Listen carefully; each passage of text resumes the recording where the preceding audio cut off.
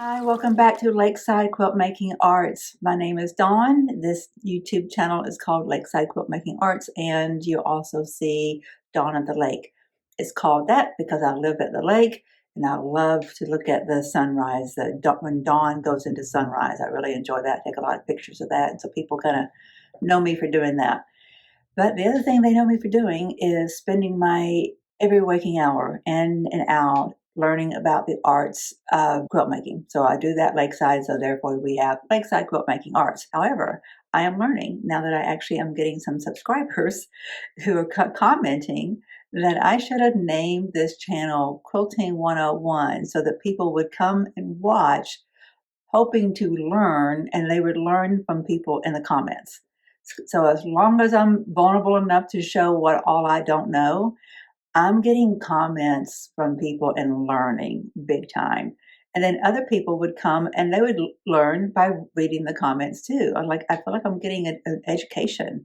This is fantastic. So please keep those comments coming. I think that kind of sums up the concept of this channel, actually. This is a Learn With Me vlog style channel. I am a newbie working my way up to being experienced. I'm not there yet, and I'm a gazillion light years away from being well experienced. So please do bring on the comments, help me to learn as I'm going. I want to be able to hold my own in this global quilting community. So help train me up right, guys. This is on you. My next assignment for Slow Stitch Sunday is to get the Jen Kingwell Block of the Month 2, which is being done under the umbrella of the Quilt Show. I need to get it ready for some traveling that I'm doing. I have to leave to go to a doctor's appointment in Charleston, South Carolina. I have 2 neurosurgeons. One is in Charleston, and then one is in Providence, Rhode Island. See, can't you see on the map?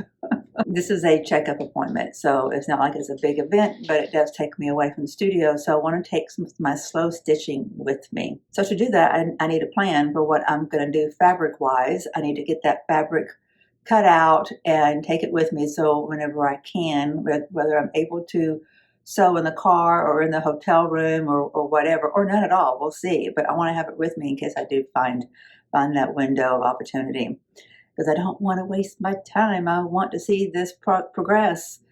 All right, so last week I created my templates for this block, and we had a big discussion about templates. Unfortunately, I got some comments just yesterday on one of the YouTube videos. I forget even which one it was. I'll put up the name of the commenter so you guys can go and find her comment and learn from her too.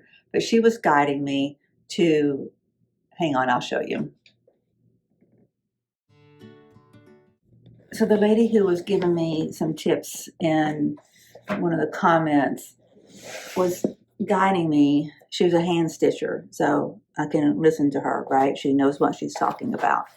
And she was guiding me that the templates, yeah, this is the ones from last week, that instead of cutting out the template with a seam allowance and then puncturing holes, just use the inner version of it.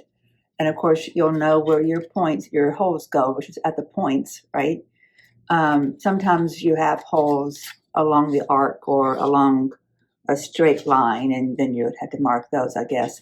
But so as long as you mark that on your fabric, then you don't have to use a rotary cutter. You can just, hold it in your hands and cut it so it can go on the road with you, which is nice.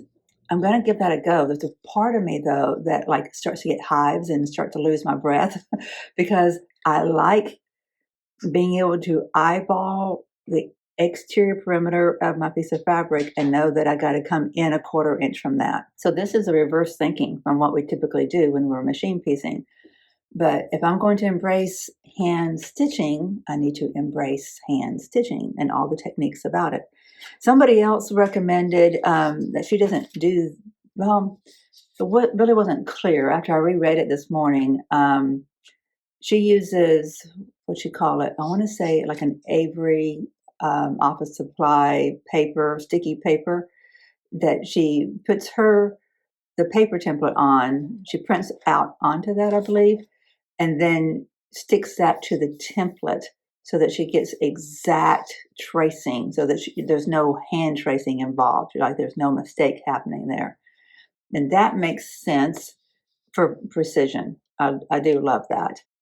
I'm fairly comfortable with my ability to transfer with a fair amount of precision, enough precision probably, but I've not done it her way. So I will be experimenting with that, but not for this video.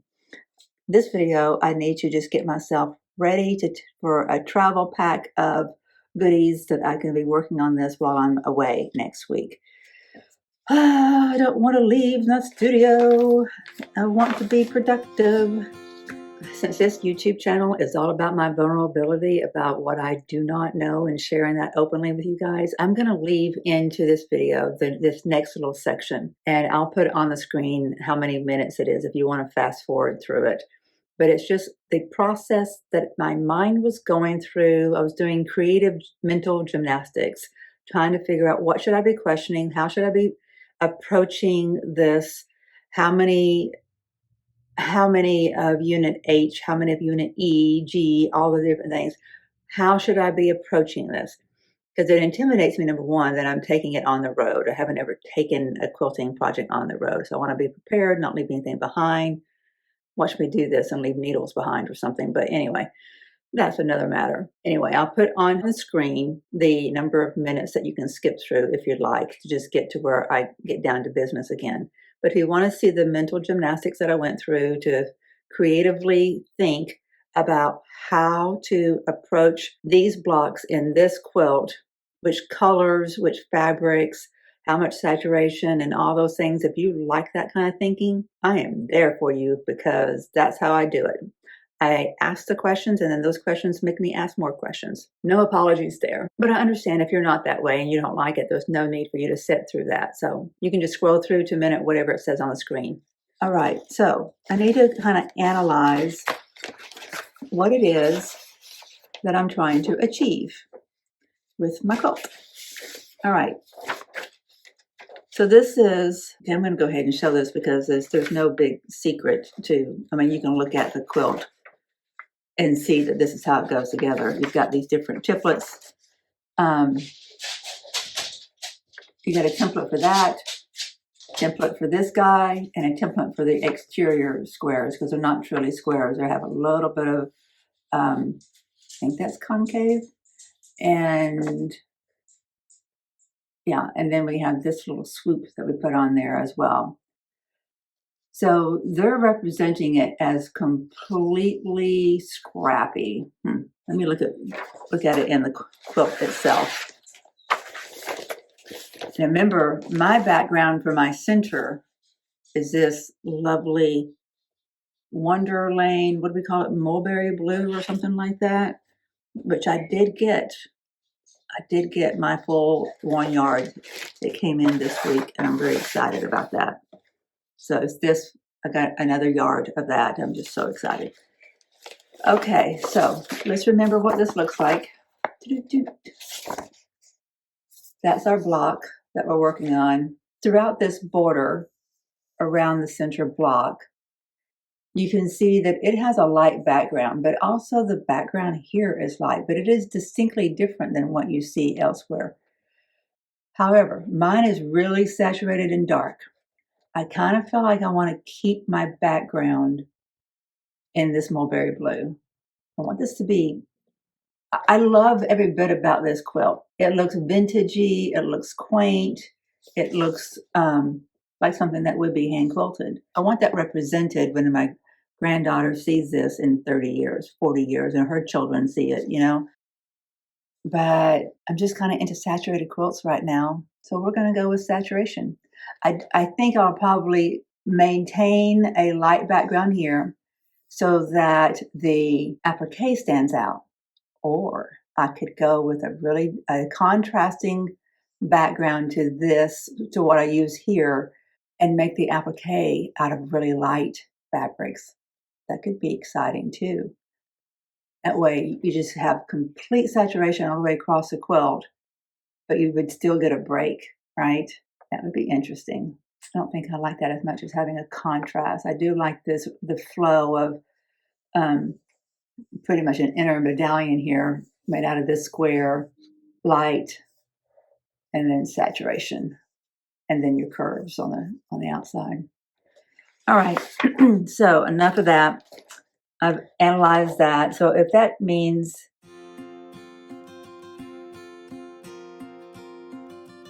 so what I want to look at next is where these pieces, because clearly I don't think I'm going to have all of these little swoops being just one color. That would change things up altogether. Then it wouldn't be so scrappy. I need to think, do I want to do that, however, because maybe that would be really cool. I'll give that a little bit of thought before I cut anything. The other thing to think about is where this swoop on this block fits in to the other blocks. Do I want to think about them and how they work together? Like this background, do I want it to be the same as that background? Or do I want them to complement or contrast or complement? How do I want to work that out? Or do I want to just completely leave it up to the whims of the quilty gods about how things work out when you just grab fabrics and put it together? What are the quilty gods thinking today? This is what I want to know. All right, I'm having some thoughts here that I'll go ahead and share. Before I do, I got a question for you guys. Have you ever stored fabric in one of these paper photograph scrapbook boxes? And if so, did it off gas or does fabric off gas? Because it stinks inside this box. I'm going to get everything out today. I'm going to stop complaining about it and fix this issue. I don't know if it's the fabric. I need to Google this, I know, and find out. Actually, I asked Siri, but Siri declined to answer. That's a question for my Quilting Academy 101 commenters below. I hope that you participate. So what I think I'm doing, I'm going to try to drill this down into something bite-sized for myself. So there are six of those blocks for month 2. Where's that one? So there's 6 of that in this inner border. If that's my entire objective for while I'm gone, which I won't get that far, but if I cut everything for just those 6, then I can kind of manage what I'm cutting and where it goes and those kind of things, because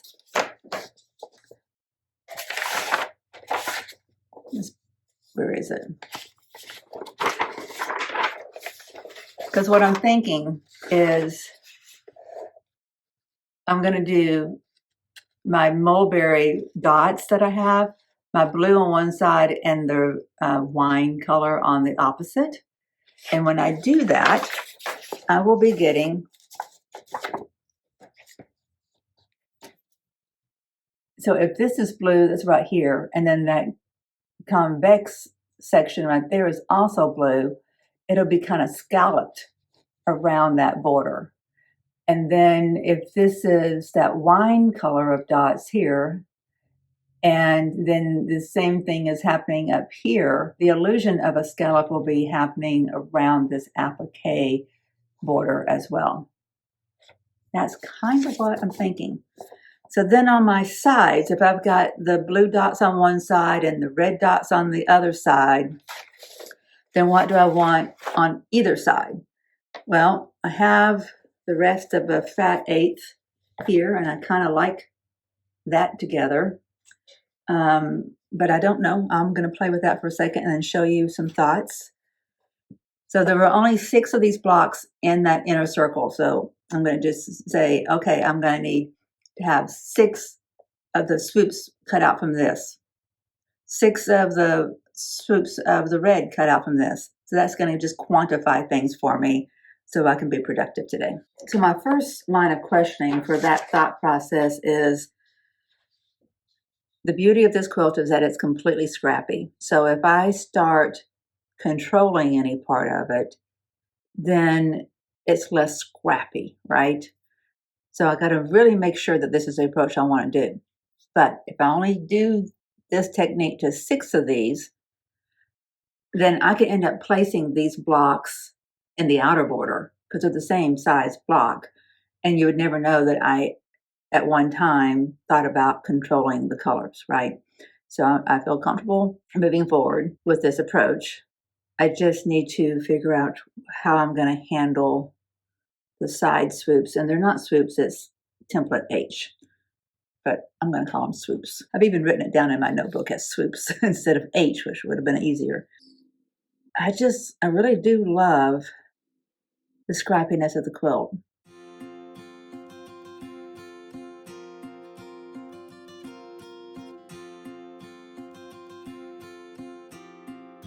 I think it's important that I don't do much more controlling of the color. If I want to create those scallops around that center block, then that's fine. That doesn't take away from the overall quilt at all. That's fine. One problem, I hope you can see this well. You can see how you're getting a bit of an arc here and like a scallop. There's a scallop there and a scallop there because you got these two blocks that we're working on this month are opposite of each other here. And where do you have that elsewhere? You have that here and here as well. But you don't have that on this corner or this corner. So with my approach, we're gonna end up with an exaggerated bulbous blue here to the background of this block and here as well, but then here it's going to be square.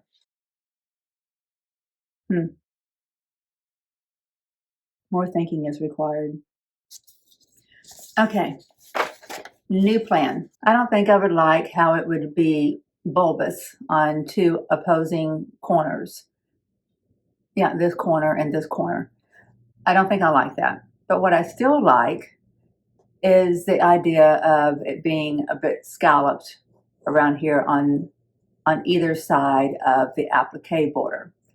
So I want to make sure, I need to decide, do I want that scallop to be in the red or in the blue? And right now my heart is telling me red, even though I just bought this, a yard of this blue.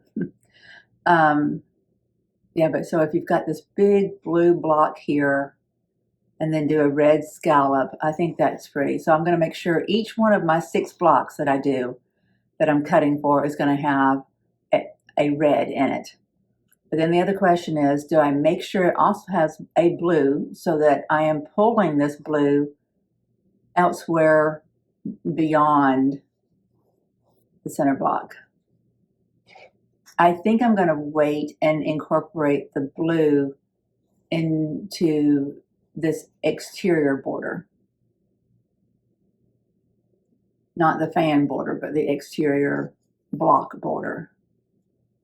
I think that's the plan right now. So I can start cutting. When it comes to the blocks on the inside, all these, I am going to go willy-nilly on that. I'm going to leave that up to the quilty gods about how pretty that turns out to be. So I'm just going to make sure that, okay, I've got to do 6 of these.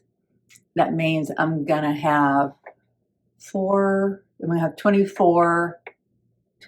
different fabrics for this template. Which one is that? The G template. And then the same thing here. I'm going to have 24 different of that, 24, oh, actually that is that, 24 of this one. And then, sorry, I ended abruptly there. I had a phone call to come in I had to take. It was an important one.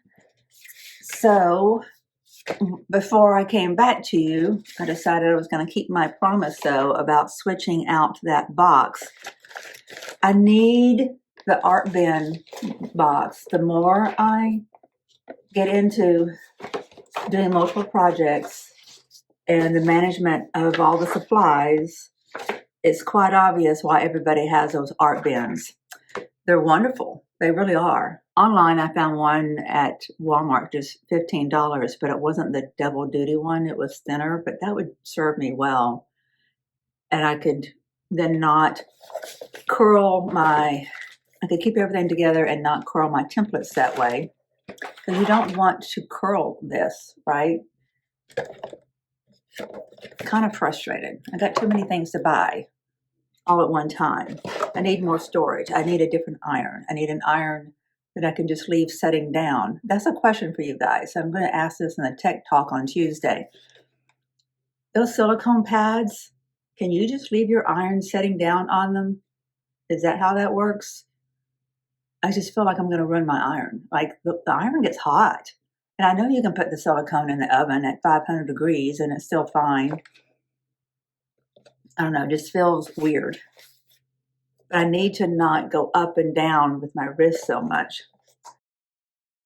This is block A, and this is block B. So this box with the blue lid is what I'm going to put everything in that's going to go with me on this trip. We're driving, so we're not flying, so I can have something bulky, something nice and safe that protects it. And I'm going to put everything in it that I will need. Got my templates, got my pattern. Don't know why I would need all that, but I want to keep it all together. So that's where that's going. My leftover template is not going to go in the box, but my square that I did can go in here and just be folded gently, and it's going to survive, and it's okay. It doesn't have to be in an expensive art bin box, right?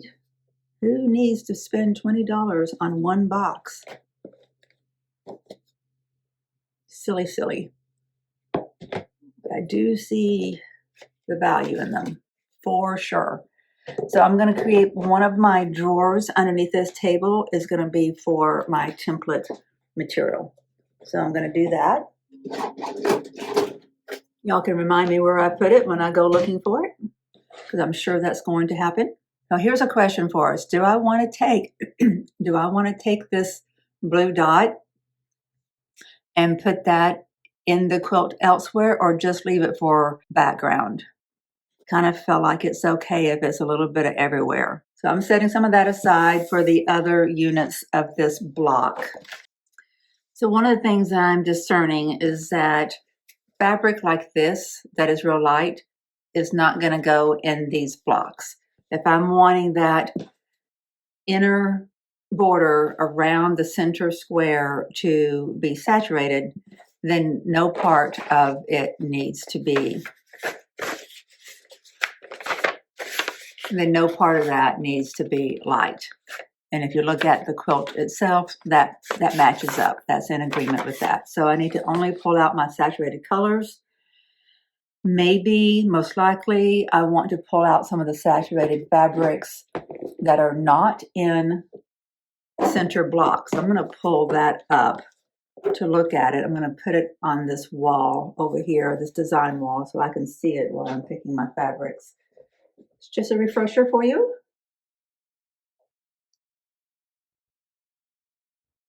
And I'm going to go through this and see what else I have that's really saturated. So this is what I've thrown together so far out of this tub. My thought process is that I need to have red, blue, yellow, and green all throughout. If I'm going to go scrappy, I got to have variations of red, blue, yellow, and green. Clearly, I've got blues back there, and in a sense, these are in the red family. And here's another blue, and this would be kind of in the yellow, even though you could say that this is, or you could even say that is, but still, it's in the same family. And it's on that side of the color wheel anyway. But I don't have enough greens. I only have this. I need to find some more greens to put into this. And then these are the colors I'm going to work with for making these blocks. See how this other dominant color in the quilt looks good against all this? Same thing with the red. It even looks good against all this orange. So I think it's going to be pleasing to the eye. Just need to find some greens to mix in there. I did find this little green plaid, which is pretty much stands out in great contrast to everything else, which may be fine because I'm not going to use tons of it. It is not in the same family of green as this one. This now looks like it's a very healthy blue in comparison, but it's fine. It's fine. What I don't think I like is the addition of either of these two because it's dusty. See how much more bright all the others are than this? It's kind of a muted grade, which is a better term than dusty. And this falls in the same category. Now you can see it better. And it will be fine. It's better than this is, in my personal opinion. You could say that these are kind of grayed, but it's not grayed in the same way that this is. Could you mix in a square of this or two or some in the quilt? Yes. But for right now, I'm not going to cut it and pack it for my trip. This is just too dusty. I'm not going to pack it either. I got something else up my sleeve. Hang on. So looking through this stack, I guess I could pull from that. That's pretty bright. What else do I have over here? Oh, that one might work. Didn't I include some of that? Yes, I'm going to put some of that over here. It's lighter than everything else, but it's okay to have a little bit. It's not purely light. Maybe, yeah, I should include some of that. They have honeybees, so that would work. Some honeybee fabric needs to be included in her quilt. And then there's that. Oh, and then our green bees. Oh, I thought I was missing something. Let me get this. Yeah, need to get some of that in there too. Just go completely. Oh, yes, look at those. One of the blocks needs to be all about the bees. For sure. Oh, how fun is that? All right, I've got everything figured out. I'm going to start cutting. I've got a good plan now, I think. At least I have a plan, and I'm going to pursue it. We'll see how good it is in the end, right? I get some freedom about whatever mistakes I'm about to make because I'm only making 6. I need 20 in total. So if I do something wrong with these 6, number 1, I don't have to put them in the quilt. Number 2, I could put them elsewhere and not in that first border around that center block. No big deal, right? I'm going to get after it now, and I'll show you my progress and some pictures along the way. And hopefully I can get this wrapped up because I'd like to get another Moda fabric block done before I leave town. So I want to make sure I can get this knocked out before then. Yay, I've got progress. I'm actually cutting fabric now. Yay, I feel like I am free now to cut more pieces of fabric. I don't know if you feel like this, but there's that stumbling block of actually getting started. Once you start it, then you're just free to go. But actually cutting into fabric, there's a commitment, right? This fabric's not cheap, but it's not just about the expense of it. It's about wanting to make the right decisions creatively. Anyway, I've cut into fabric and I have a semi-commitment. I'm going to cut out each template unit for each 6 blocks from different kind of themes. Like you saw the bumblebee, the honeybee. I'm going to do one that's a honeybee, and then one that's more floral, and that kind of thing. And then some may be a mixture of all those. I don't know that just yet, but I've got a beginning, and I feel comfortable about that. Anyway, one swoop of one block. I got a few more to go. Confessions of a newbie quilter, a newbie hand stitching piecer. Big fail on my first attempt at cutting out this. I got it marked properly. And then how did I cut it? With no seam allowance on that one point. Okay, so I'm going to see if I can't use that section of that fabric for one of the squares. And so it's not completely wasted. I'm going to just set that aside. So I went back and printed it and cut it out properly. There's mental gymnastics involved when you switch from sewing machine stitching to hand stitching. I'm used to cutting right against the line that's drawn. Actually, I'm not even drawing lines typically, but I'm used to cutting right up against that edge, that marked line. But not with this. Got to get it through my skull. All right, these are the individual elements or units for one of the blocks. I'm going to call this one the bee, as in beehive block, because it has bees in it and the honeycomb pattern. I'm pleased enough with it. I've got yellow going in a diagonal, and then this is in the brown family, opposite of each other. You have red and blue opposite, and green and yellow opposite, and then you've got the greens going this way.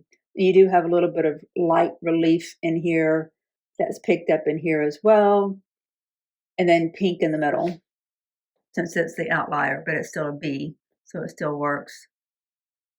Of course, these bees are going that way, so maybe I could make these bees go the same direction, and these would be the only bees going the wrong direction.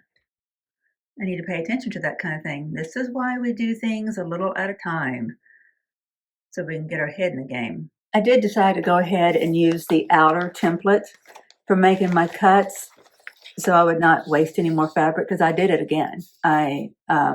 Well, two things were going on. When I used the smaller template, the inner template, when I was cutting, I felt like I was cutting too big around it, so that I was making sure that I didn't cut too small, and I was wasting fabric, I thought. And I kind of felt like it was going to look sloppy on the back. And I just couldn't get my head wrapped around that. So I'm okay if I'm doing redundancy. If I'm using the larger one for cutting my fabric out, and then I'm using this to draw my sew line, I'm okay with that being my methodology. Even though it seems like it's double the effort, this is a slow project, slow stitching, slow project. I'm okay with that. It's more tactile, and I can be there for it. It's okay. Yes, I'm going to get another one put together, and then I may only get 3 or 4 of these packaged up before I have to switch gears. Right now I only have 1. But I had to stop and have lunch, so maybe that's the reason it's taken so long. So let's see how quickly I can barrel through another one. I've got the fabrics pulled out already, so it should be quick. Besides, once you've done one already, everything else seems to go together a little bit quicker. I'm not making any colossal mistakes that I can't recover from, right? It's all good. This is a learning curve. That's the name of this game. That's what I promised everybody from the beginning, right? This is a Learn With Me channel, and I am glad to be here learning with all of you helping me learn, and all of us helping others to learn, because not everybody in the comment section is going to be experienced. Some of the people in the comment section might be here to learn from me and you, so that's fantastic. I'm here for that too. All right, I'm going to stop procrastinating and start cutting. While I'm thinking about it, I do want to let you guys know that the point of my pen does go all the way through the little burn holes that I made with my corn picks last week, whenever I used the flame. So if you don't know what I'm talking about, go back, look at the playlist for this, the Quilt Show's Block of the Month with Jen Kingwell, and look at the last video that was put up where we made the template and burned the holes. But my pen, point of my pen goes through and leaves a mark. It's not as necessary since I cut the smaller template too, the inner template, it's not as necessary, but it is good to have registration marks. I have an update on my box dilemma storage box. This was just delivered with my Walmart order. $6.84 from Walmart. Essentials. Now, let's see. Its dimensions says it holds 12 by 12 paper. So that's the area that doesn't have any push-up, right? It's actually 14 and an eighth, 0.125 by 13.625. So is that 5/8, I think, maybe, by 3 inches. So it's deep enough for a project. So let's put my block in and see what it looks like.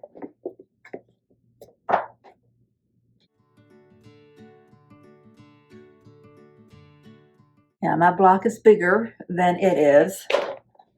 Let's see if I can get you down here. Still need to fold it to put it in there. So I really need one of the bigger ones. But this is not bad for a lot of the things I'll be working on. The price is much better than what I've been seeing for the art bins. I'll have to look, now that I know that this brand exists, I'll have to look for a bigger size of it.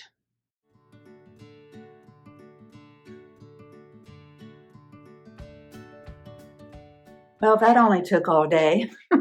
Seriously, it took me all day to come up with that. I'm glad I didn't set 10 or more as my goal. I'm fairly pleased, but I'm also not pleased. It's not that I'm not pleased, but I'm a little bit apprehensive about the distribution of color. And I'm just trying to keep in mind that the quilty gods will make beauty out of all of it when it's put together in the big picture of the entire quilt.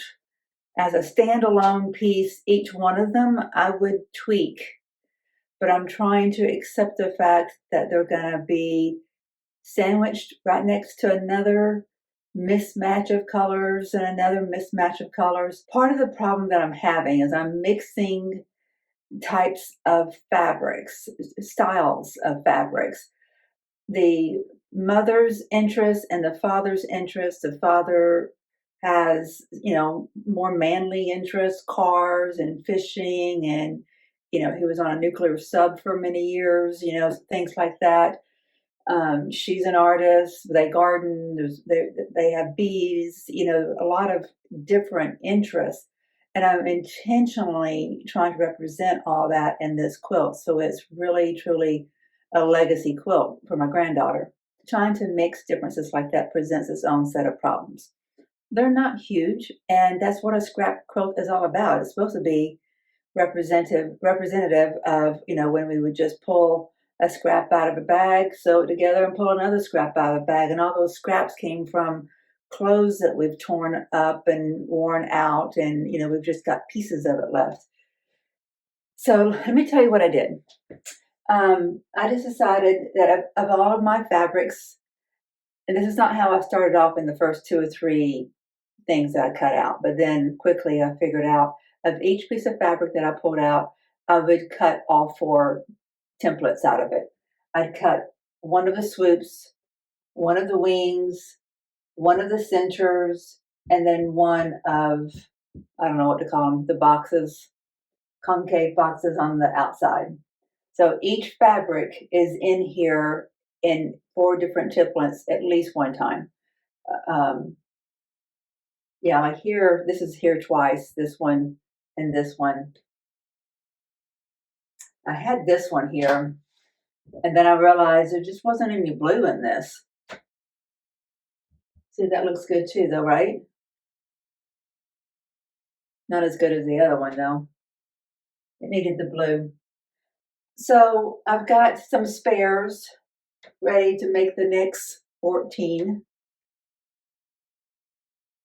If it took me all day long to do 6, I may not get done with all 20 blocks in this 1 month. But that's okay. I'm not racing anybody.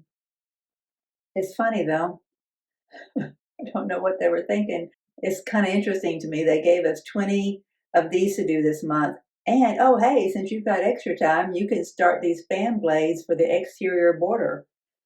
No, I don't think that'll be happening. Very optimistic of them.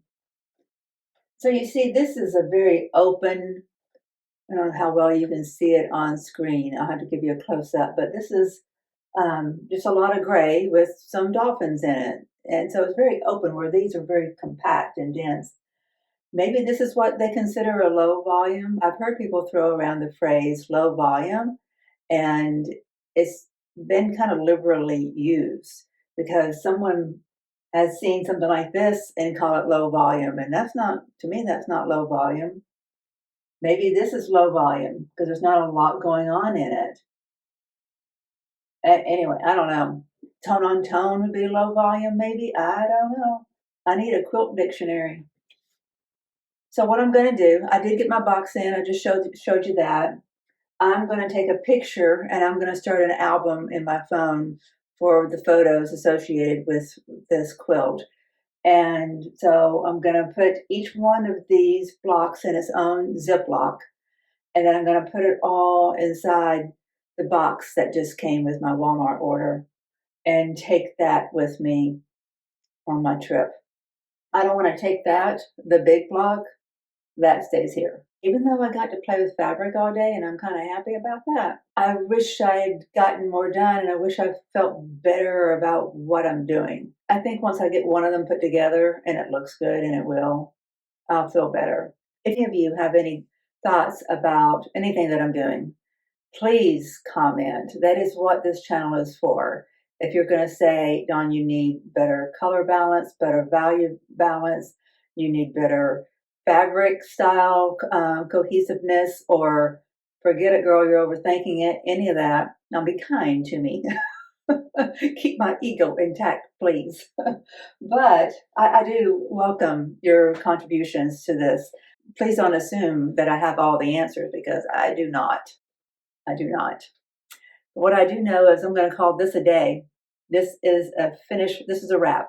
Thank you very much for being here today. It's been a joy having you with me. I just talked to my phone, and but I imagine that there are people, and I imagine that there's just one of you out there, that I'm talking to just one person, because that's how the conversation feels real to me, instead of talking to an audience of 100 or 100,000 or whatever. I just want to feel like I'm talking to just one person.